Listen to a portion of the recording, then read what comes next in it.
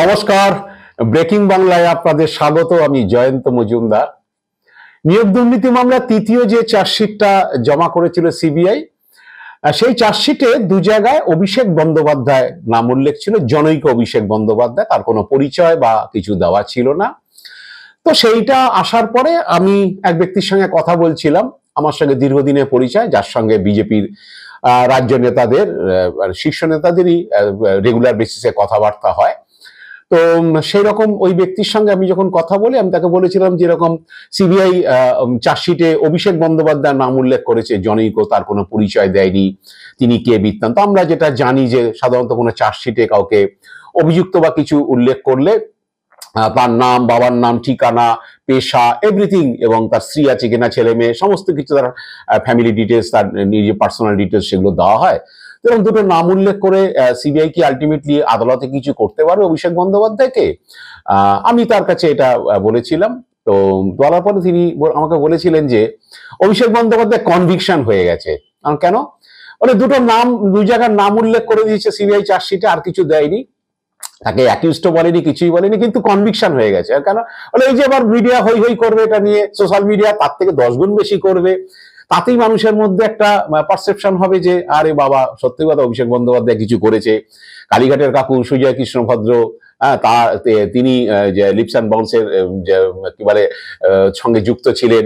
সুতরাং হচ্ছে অভিষেক বন্দ্যোপাধ্যায় মানে তিনি যে অভিষেক বন্দ্যোপাধ্যায় বলছেন, সেটা আসলে এই অভিষেক বন্দ্যোপাধ্যায়, ডায়মন্ড হারবারের সাংসদ, এটাই মানুষ ধরে নেবে। এবং মিডিয়া, সোশ্যাল মিডিয়া প্রচারে ওটাতে অভিষেক বন্দ্যোপাধ্যায় কনভিকশন নেবে। আদালতে সিবিআই কিচ্ছু করতে পারবে না, আদালতে কোনোদিন অভিষেককে টানতেও পারবেন, অভিষেককে গ্রেপ্তারও করতে পারবে না। কিন্তু হচ্ছে আসলে এই আলোচনাতে হচ্ছে অভিষেকের কনভিকশন হয়ে যাবে। এবং যেটা বিজেপি চাইছে, বিজেপি সেই জায়গা প্ল্যানটা সাকসেসফুল হবে, যে অভিষেককে কিছু আইনগতভাবে কিছু করতে না পারলেও কিন্তু বাতাসে যা ভাসিয়ে দেওয়া হয়েছে বা বাজারে যা ভাসিয়ে দেওয়া হয়েছে, তাতেই কাজ হয়ে যাবে। এবং বাংলার মানুষ ঘরে ঘরে জেনে যাবেন যে এই নিয়োগ দুর্নীতি মামলার চার্জশিটে অভিষেকের নাম আছে। কিভাবে আছে, কেমন ভাবে আছে, মানুষ অত বোঝার চিন্তা করে না বা বোঝার চেষ্টা করে না, কিন্তু এই নাম আছে, ওটা ছড়িয়ে যাবে, মিডিয়া ফিডিয়া বাকি কাজটা করে দেবে। তাই বিজেপি শীর্ষ নেতাদের সঙ্গে যোগাযোগ রাখে সেই ব্যক্তি, তার এটা ধারণা বা তার এটা মত হিসাবে তিনি বলেছিলেন। তো এটা নিয়ে যথারীতি যা হয়, অভিষেক বন্দ্যোপাধ্যায়ের আইনজীবী এটা বেরোনোর সঙ্গে সঙ্গে তিনি মিডিয়াকে জানিয়েছিলেন যে এইরকম ভাবে সিবিআই উদ্দেশ্য প্রণোদিত ভাবে আমার মক্কেলকে হচ্ছে একটা অভিযুক্ত হিসাবে খাড়া করার জন্য বাজারে এটা ভাসিয়ে দিয়েছে। যেই চার্জশিটে নাম ঢুকিয়েছে দু জায়গায়, অথচ তার কোনো পরিচয় নেই, কিছু নেই, অথচ এটা করে একটা বাতাবরণ তৈরি করার চেষ্টা করছে। এবং তিনি সেটা যেসব মিডিয়াতে খবরটা বেরিয়েছিল সেসব মিডিয়াতে তিনি বলেছিলেন। তারপরে আপনারা জানেন যে 27 তারিখ ফেব্রুয়ারিতে তিনি যে অভিষেক বন্দ্যোপাধ্যায় তৃণমূলের যে অধিবেশন ছিল নেতাজি ইন্ডোর স্টেডিয়ামে, সেখান থেকে তিনি নিজেও বলেছেন যে এইভাবে বাতাসে ভাসিয়ে দেওয়া হচ্ছে, এজেন্সি আমার নামে এইসব করছে। আমি বহুবার ডেকেছে, আমি গেছি, কথা বলেছি, তাদের সঙ্গে সহযোগিতা করেছি, বলেছি ভবিষ্যতে ডাকলেও যাব, কিন্তু এগুলো তারা করার চেষ্টা করছে। কিন্তু যত যাই করুক, যতই আমাকে হচ্ছে করুক, আমি ভয় পাই না। এবং শেষ পর্যন্ত যদি আমার গলা কেটে দেয়, তাও তো আমার মুখ দিয়ে মমতা ব্যানার্জি জিন্দাবাদই বেরোবে, এইসব কথা তিনি বলেছেন। এবং ওই অভিষেকের ওই রিয়াকশনের পরে যথারীতি শুভেন্দু অধিকারীরা এবং সুকান্ত মজুমদার, তারাও বাজারে হচ্ছে প্রতিক্রিয়া দিয়েছেন। শুভেন্দু তো বলেই দিয়েছেন যে ও জেলে যাবে, ওর পিসি জেলে যাবে। শুভেন্দু অবশ্য ভাববাচ্ছে কথা বলেন, শুভেন্দু অভিষেক বন্দ্যোপাধ্যায়ের নামটা নেন না। অনেক সময় অভিষেকের সম্পর্কে অনেক কিছু মারকাটারি কথা তিনি বলেন, কিন্তু সেখানে নাম নিলে একটু সমস্যা হতে পারে, মামলা টামলা হয়ে যেতে পারে। ওই যে একটু ভাববাচ্ছে বলেন, ওই ভাইপো, পিসি এইভাবে বলেন। শুভেন্দু চট করে অভিষেক বন্দ্যোপাধ্যায় পুরো নামটা নেন না, নিলে সমস্যা হতে পারে, এই জন্য ভাববাচ্ছে বলে ও তো জেলে যাবে, ওর পিসি জেলে যাবে, এইসব বলেছেন। সুকান্ত মজুমদারও প্রায় শুভেন্দুর টোনেই হচ্ছে বলেছিলেন যে উনি তো বলেছিলেন যে চার্জশিটে নাম আসলে উনি ফাঁসির মঞ্চে যাবেন, তো চার্জশিটের নাম এসে গেছে, কিভাবে এসেছে না এসেছে সেগুলো সুকান্ত মজুমদার ব্যাখ্যা দেননি। কিন্তু তাহলে এবার উনি ফাঁসির মঞ্চে চলে যান, এইসব সুকান্ত মজুমদারও রিয়াকশন দিয়েছেন। তো এইটার পরে আবার যেটা হলো, গত বুধবার দিন রাত্রে সংবাদ মাধ্যমে আরেকটা জিনিস ফাঁস হলো, সেটা হচ্ছে যে এবারের গল্প হচ্ছে 72 মিনিট 59 সেকেন্ড, 73 মিনিট না, 1 সেকেন্ড কম। সেইখানে নাকি 73, কেউ বলছে, কোন মিডিয়া বলছে 70 বার অভিষেকের নাম এসছে। এটা কি না, সুজয় চন্দ্র ওরফে কালীঘাটের কাকু, যে নিয়োগ দুর্নীতি মামলায় গ্রেফতার হয়েছিলেন, তার বাড়িতে একটা বৈঠক হয়েছিল নিয়োগ দুর্নীতির মামলায় যারা যুক্ত, কালীঘাটের কাকু, কুন্তল ঘোষ, শান্তনু বন্দ্যোপাধ্যায়, সুরজিৎ চন্দ্র, কুন্তলের অফিসের একজন স্টাফ অরবিন্দ বর্মন এবং সুজয় কৃষ্ণর স্ত্রী, এরা সব মিলে একটা বৈঠক করেছিল। সেখানে কি বলে অরবিন্দ নাকি কুন্তলের নির্দেশে একটা ওই মিটিংটার অডিও করে রেখেছিলেন, মানে রেকর্ড করে রেখেছিলেন, যেটা পরে তিনি তার ল্যাপটপে রেখেছিলেন। সিবিআই সেটা নাকি উদ্ধার করেছে এবং ট্রান্সক্রিপ্টটা হচ্ছে কৌশলে মিডিয়ার হাতে সিবিআই পৌঁছে দিয়েছে। যেটা বলা হয়েছিল চার্জশিটে যে অডিও কলে অনেকের নাম এসছে, অডিও কলটা আমরা পরীক্ষা করেছি, সেখানে অনেকের নাম এসছে এবং সেখানেই নাকি অভিষেকের নাম এসেছিল। সেই জন্য চার্জশিটের 2 জায়গায় অভিষেক বন্দ্যোপাধ্যায় লেখা হয়েছিল, আর কিছু লেখা হয়নি, তার পরিচয় লেখা হয়নি। তো সেই ট্রান্সক্রিপ্টটা হচ্ছে বুধবার সন্ধ্যেবেলা মিডিয়ার হাতে চলে এসছে, যে ট্রান্সক্রিপ্টটা আদালতে জমা দিয়েছে সিবিআই।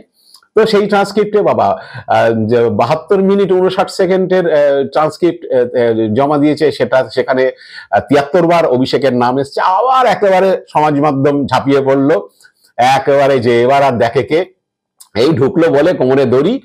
তো সেই ট্রান্সক্রিপ্ট আসার পরে যথারীতি হচ্ছে কি বলে সঞ্জয় বসু, অভিষেকের যে আইনজীবী, তিনি সংবাদ মাধ্যমকে তার প্রতিক্রিয়া জানিয়েছেন। তিনি বলেছেন যে আমার মক্কেল এইভাবে বাজারে আমার মক্কেলের নাম ভাসিয়ে দেওয়া হচ্ছে, যাতে হচ্ছে তাকে একটা অভিযুক্ত এরকম প্রমাণ করা যায়। চার্জশিটে বা যে কোনো বিষয়ে কারোর নাম থাকলে তার পরিচয়, তাকে অভিযুক্ত হতে হয় বা তার পরিচয় দিতে হয় যে তিনি এই তিনি কোন ব্যক্তি কি বৃত্তান্ত, সেগুলো কিছুই নেই। অথচ এইভাবে হচ্ছে সুকৌশলে মিডিয়ার হাতে এইসব দিয়ে সিবিআই একটা বাতাবরণ তৈরি করার চেষ্টা হচ্ছে যে আমার মক্কেল দোষী। তো এগুলো তিনি বলেছেন। পাশাপাশি তিনি এও বলেছেন যে 4 জন ডাকাত মিলে এক জায়গা ডাকাতি করলো, করে তারা বললো যে ডাকাতির টাকা আমরা হচ্ছে ভাগ দিয়েছি ডোনাল্ড ট্রাম্পকে, তাতে তো ডোনাল্ড ট্রাম্প অভিযুক্ত হয়ে যায় না। তিনি এই ধরনের কথা বলেছেন। একইভাবে বলেছেন যে 22 সালের জুলাই মাস থেকে এই মামলা তদন্ত চলছে এবং যতবার আমার মক্কেলকে ডাকা হয়েছে, ইডি বলুন সিবিআই বলুন, ততবারই মক্কেল সাহায্য করেছে, তাদের সঙ্গে কথা বলেছে, তদন্তে সহযোগিতা করেছে এবং বলে আসছেন যে ভবিষ্যতে ডাকলেও তিনি যাবেন। তো তারপরে এই ধরনের হচ্ছে সিবিআই সুকৌশলে এগুলো ছড়াচ্ছে মিডিয়াকে দিয়ে যে এইভাবে আমার মক্কেলকে একটা দোষী সাব্যস্ত করা।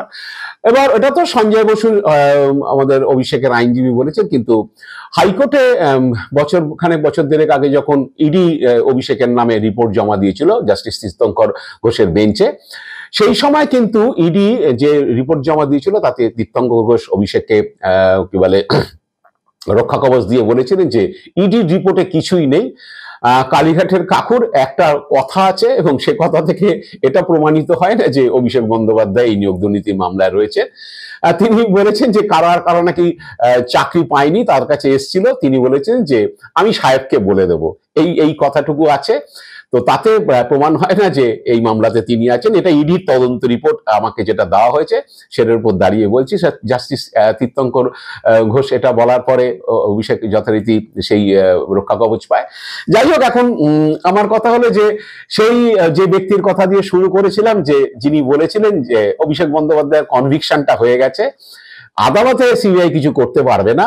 কারণ একটা ঘটনা যে সিবিআই 6 জনের কথোপকথনের অডিও ক্লিপ পেয়েছে, সেখানের মধ্যে 3-4 জন গ্রেপ্তারও হয়েছে, সেখানে একজনের নাম রয়েছে অভিষেক বন্দ্যোপাধ্যায় বা অভিষেক বলে কি সাহেব বলে। তা সেই যারা গ্রেপ্তার হয়েছে তাদেরকে থেকে সিবিআই জিজ্ঞেস করলো না কেন যে এই অভিষেকটা কে, আপনারা বলুন কাকে টাকা দিয়েছেন, তিনি কেন এসব নির্দেশ দিয়েছে, আমরা তাকে নেড়ে চেড়ে দেখি, দরকারে বুক করি তাকে কেসে, তাকে অ্যারেস্টটা করি।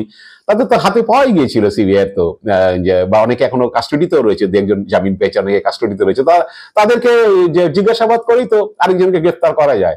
ট্রান্সক্রিপ্ট জমা পড়ছে, চার্জশিটের নাম এসে যাচ্ছে 2 জায়গায়, আর যারাই নাম করছে, যাদের ট্রান্সক্রিপ্ট নিয়ে এত হই হই হচ্ছে, তাদেরকে সিবিআই হেফাজতে পেলো, ইডি এতদিন হেফাজতে পেলো।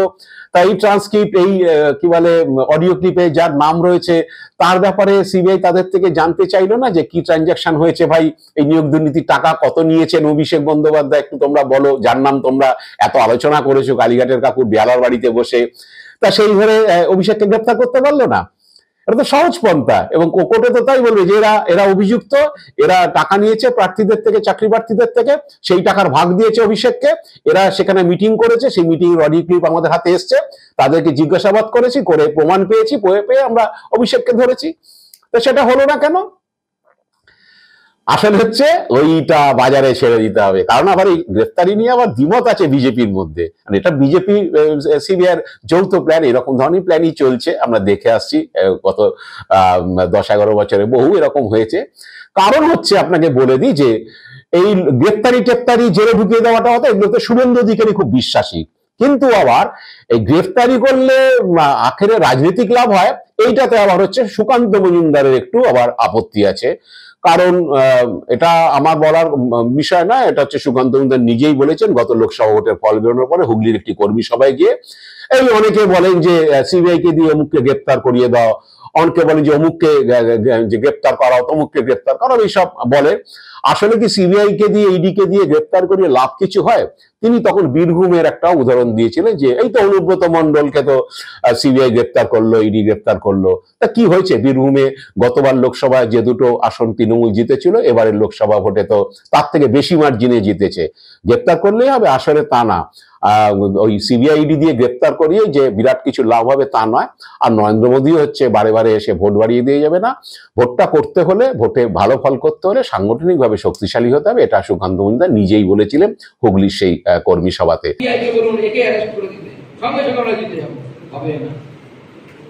ওকে জেলে ঢুকিয়ে দিন, যারা জিতে যাবো হবে না। অনুব্রত মণ্ডল জেলে ছিল না, আছে কিনা জেলে? বীরভূম জিতেছি আমরা, কারণ আমাদের শাস্ত্রে বলে বীর ভোক্তা প্রসন্ন হয়।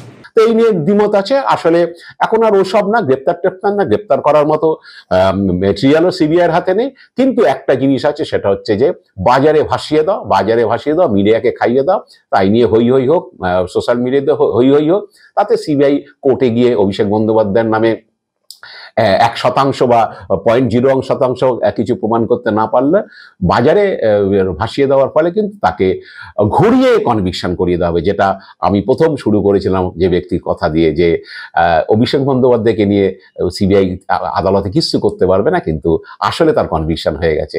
আজ এ পর্যন্তই। আপনারা ভালো থাকবেন, সুস্থ থাকবেন। নমস্কার।